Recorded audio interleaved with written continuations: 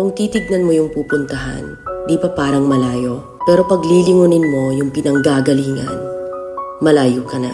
Hindi mo malalaman kung hindi ka susubok. Ang buhay ay isang malaking sugal. Kung lagi kang takot sumugal sa isang bagay dahil takot kang mawalan, mauubos lang kung anong meron ka. Kung hindi ka mawawalan, hindi ka rin magkakaroon. Kung ano man ang mga desisyon mo ngayon, yun ang magiging buhay mo bukas. Lakasan mo lang yung loob mo. Dahil ang mundong to, aapakan lang ang mga mahihina. Ibangon mo palagi ang sarili mo.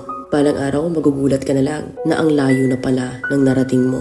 Kahit mabagal ang progress, basta may usad at kumikilos ka, okay na yan. Wala tayong magagawa. Ganyan talaga ang proseso ng buhay. Lahat tayo nakakaranas ng hirap. Hindi natin alam kung hanggang kailan tayo dito sa mundo. Kaya mas piliin mo maging mabuting tao. Ang pinakayaman na maituturing natin sa sarili ay ang ating mga pangarap. Kapag handa kang abutin yung mga pangarap mo, hinding-hindi ka maghihirap. Kung lagi kang may pinagdaanan sa buhay or pagsubok, pruweba lang yan na isa kang magiting na sundalo. Sa mga pagsubok, diyan ka aangat, diyan ka babaguhin. Yung tatag mo kung paano ka mag-ayos ng problema. Hindi ka magtatagal sa mundo. Lubos-lubusin mo na. Gawin mo yung mga bagay na handang iangat ang sarili mo.